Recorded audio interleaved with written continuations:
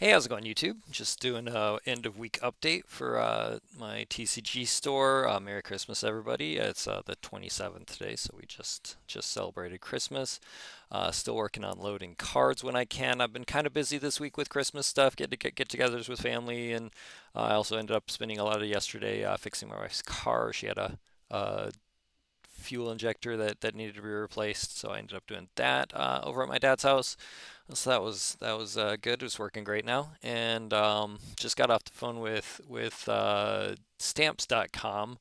Had a great conversation with the staff there that ended up being a Magic player. So he was uh, had a good time chatting with him and learning about. I think he said he was over in the Philippines and playing Magic there and One Piece as well, but that's not really my forte. So yeah, so doing pretty good otherwise. Probably, like I said, haven't listed as many cards as I want. I'm up to about 1,800 or so. Have a couple of stacks of cards picked here, so I can show you like all this stuff is picked and ready to put in the inventory. Um, as well as I've got a whole another stack here, another pretty good size stack. These cards are all ones that showed up as at least $1 according to Dawn Glare. If you watched my video on picking last weekend, show you how I figure out what cards I want to pick from my collection in order to post on the internet for TCG sales, and that's what I've been doing. I've gotten through a large portion of my modern rares. Starting to get to the end of the stretch on modern rares to pick.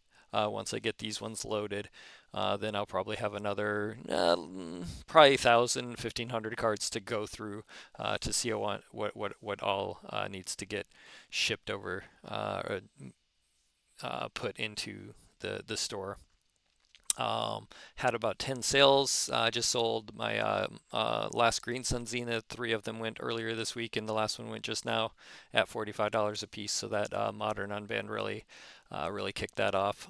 Looks like I haven't sold any of the of the Splinter Twins yet. So I think those ones are kind of falling off. Everybody's realizing Splinter Twins not going to be any good, but Green Sun Zenith is where it's at. I didn't have any Chrome Moxes, so I didn't get to take advantage of the spike on the Chrome Mox.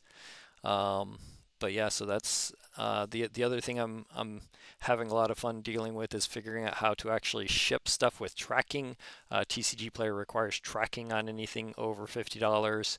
And it used to be that you could just take an envelope and put a stamp on it and a tracking get tracking from UPS or USPS for like $1 or $1.50 or something. Nowadays, the only way you can get tracking is either with certified mail or by creating a package. And so it's about $4.50, almost $5 for tracking. Certified mail is not the way to go. Just try to do that, and that's what I had. It was working with the guy on the phone with this morning was the fact that we tried to ship something certified mail and it didn't give me a tracking number. He's like, "Oh yeah, you got to take that over to the post office and they'll give you the tracking number." And I'm like, oh, that's not what I want. So we canceled that out and switched over to just a package, like literally an envelope with a package slip on it, as if it were a package. Works fine, but that ends up costing, like I said, about 464, I think is what the total was on it. Um, so that's quite pricey. I also didn't realize when I signed up for stamps.com that they have a $20 a month plan that they're giving you a 1 month free trial on when you sign up for stamps.com. So I'm gonna have to consider if that's worth it. I am enjoying stamps.com.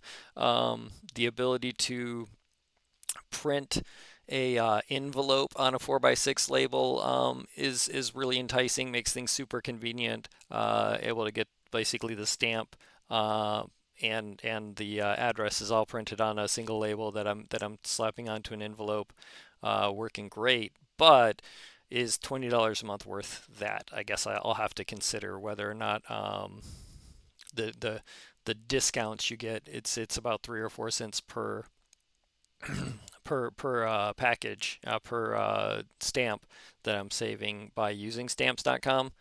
Um, but $20 is an awful lot of packages to ship before I start seeing that discount realized. So I'm not sure if I'm going to stick with stamps.com or if I'm just going to write out my 20 or my 1 month free trial and then find another option for shipping. I know there's a handful of things out there. PayPal's got a service that you can use. There's also like Pirate Ship. I can't remember what that one's called. Pirate something um, that I've looked into. But yeah, I started out on stamps.com and signed up for that, and it's like I said, it's been going great. But uh, an extra $20 a month is not something I'm super interested in. We'll have to see. But yeah, so that's my update. That's what I've had going on, and we'll go ahead and sign off and just leave that as a pretty quick update. And if you have any questions or comments or any recommendations or suggestions on how to be doing this stuff, I'd love to hear what you have to say, and I'll keep you updated and letting you know what I have to say. But in any case, have a good one. Oh, go ahead and like and subscribe if you're into that sort of thing, and we'll catch you later.